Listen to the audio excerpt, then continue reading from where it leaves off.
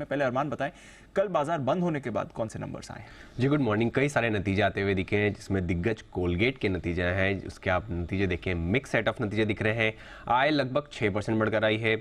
कामकाजी मुनाफे की बात करें तो वहाँ पर 18% के आसपास की बढ़ोतरी है, जो कि हमारा अनुमान था उसके आसपास वहीं पर आते हुए दिखे हैं। मार्जिन्स में इंप्रूवमेंट दिख रहा है और जो अनुमान भी था 29.4% से इंप्रूव होकर 32.9% पर आते हुए दिखे, पर अनुमान 31.9% का था। डिक्सन टेक यहाँ पर जो हमारा अनुमान था उससे बेहतर नतीजे आए हैं। आय में लगभग 28% की बढ़ोतरी है। मार्जिन्स 3.7% से इंप्रूव होकर 4% पर आते हुए दिखे हैं। कामकाजी मुनाफा 37% के आसपास बढ़कर आया है, लगभग 198 करोड़ पर, जो अनुमान था वो 187 करोड़ का था।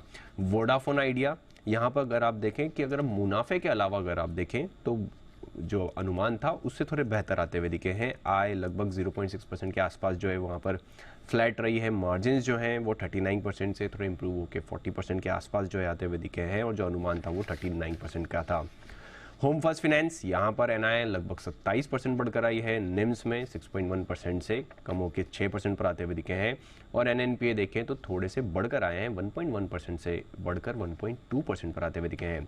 आवास फाइनेंसर्स एनआई लगभग 18% बढ़ी है। जीएनपीए देखें, एनएनपीए देखें, यहाँ पर दोनों में आपको बढ़ोतरी दिखेगी। एनएनपीएस जो हैं वो 0.73% से बढ़कर 0.76% पर एनएनपीएस आते हुए दिखे हैं। आदित्य बिरला सन लाइफ एएमसी आय 17.5% के आसपास बढ़ती हुई दिखी है। मार्जिन्स थोड़े से गिरकर आए, 58.3% से गिरकर 57.3% के आसपास जो है आते हुए दिखे हैं।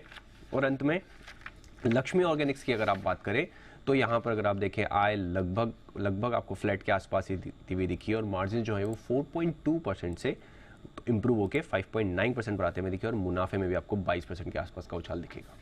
ओके, ये हैं आपके लिए कुछ नंबर्स जो आए हैं कल मार्केट बंद होने के बाद। बट आज ढेरों नंबर्स आने वाले हैं, इंक्लूडिंग दिग्गज रिलायंस, बट दो फार्मा कंपनीज पर खास फोकस है, डॉक्टर रेड्डीज और सिप्ला। इन दोनों के नंबर्स भी आ जाएंगे। नुपुर जरा बताइए कैसे रह सकते हैं इनके नंबर्स? बिल्कुल, सिप्ला से तो उम्मीद है कि नंबर्स अच्छे रहेंगे, लेकिन डॉक्टर रेड्डी से उम्मीद है कि यहाँ पे कमजोरी रह सकती है। सिप्ला के साथ शुरुआत करें तो जो कंपनी की आय है वो करीबन 11% से इस क्वार्टर में बढ़कर आ सकते हैं। कामकाजी लेवल पे मुनाफा 18% की ग्रोथ लेके चल रहे हैं। मार्जिन देखेंगे तो 22% से बढ़ के 24% के आसपास आते हुए आ सकते हैं, और मुनाफा भी 26% की ग्रोथ यहाँ पर लेके चल रहे हैं। 1000 करोड़ के आसपास मुनाफा आ सकता है। भारतीय कारोबार में 11% की उम्मीद है कि यहाँ पर बढ़कर आ सकता है। यूएस की जो आय है वो भी 21.5 से 22 करोड़ डॉलर के आसपास आती हुई नजर आएगी। मार्केट शेयर में बढ़त है क्योंकि कंपनी ने काफी सारे प्रोडक्ट लॉन्चेस किए थे, जिसका इम्पैक्ट दिखेगा। ग्रॉस मार्जिन 64% के आसपास रह सकते हैं, लेकिन सबकी नजर प्रमोटर की जो हिस्सा बिक्री से जुड़ी कोई भी अपडेट आती है उस पर ही रहने वाली है। तो अच्छे नतीजे रहेंगे सिप्ला की तरफ से, लेकिन दूसरी तरफ डॉक्टर रेड्डीज के जो नतीजे हैं वहां पे ऑपरेशनली आपको कमजोरी आती हुई नजर आ सकती है। कंपनी की आय देखें तो 7% से बढ़कर इस बार 6760 करोड़ के आसपास आती हुई दिख सकती है। कामकाजी लेवल पे मुनाफा बिल्कुल फ्लैट रहने की उम्मीद है। मार्जिन्स देखेंगे तो आपको वहाँ पे कमजोरी दिखेगी। 30% के मार्जिन्स इस बार 28% के हो सकते हैं, और मुनाफा भी देखें 12.5% की ग्रोथ यहाँ पर लेके चल रहे हैं। बेस में 193 करोड़ का एडजस्टमेंट है, तो वो आपको ध्यान रखना है। नॉर्थ अमेरिका की जो आय है वो करीबन 30 से 35 करोड़ डॉलर के आसपास आने की उम्मीद है। डोमेस्टिक कारोबार 8% की ग्रोथ यहाँ पर भी लेके चल रहे हैं।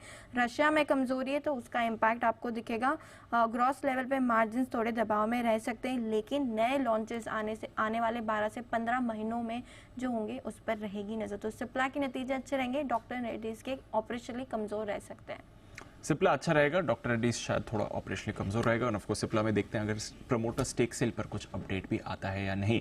बट कुछ और ट्रिगर्स हैं आज के लिए इंपॉर्टेंट, और आज के लिए कुछ और शेयर्स खबरों में भी रहने वाले हैं। अरमान, इनके बारे में बताइए। जी, आज भी कई सारे नतीजे हैं, जिसमें सबसे पहले अगर आप बात करें निफ्टी में Bajaj Finserv, Cipla, doctor Reddy's, Maruti Suzuki, SBI life, BPCL, ऐसी कई कंपनियां हैं जिनके आपको नतीजे, रिलायंस के नतीजे भी आते हुए दिखेंगे।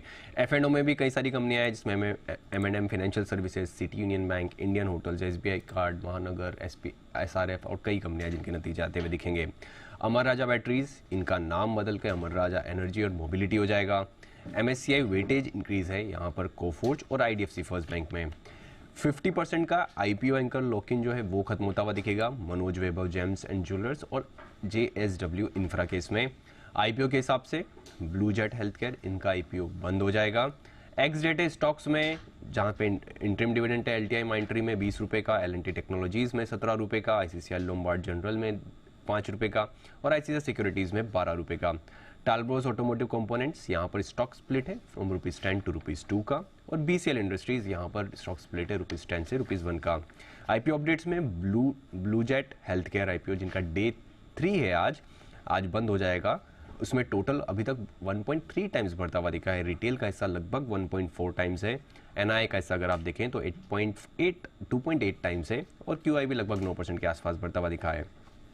खबरों में सबसे पहले कर्नाटका बैंक पर आपको ध्यान रखना है, क्योंकि कर्नाटका बैंक 800 करोड़ वैल्यू के शेयर जो है अलॉट करेगी, और प्रेफरेंशियल बेसिस पर शेयर जो है वो अलॉट किए जाएंगे।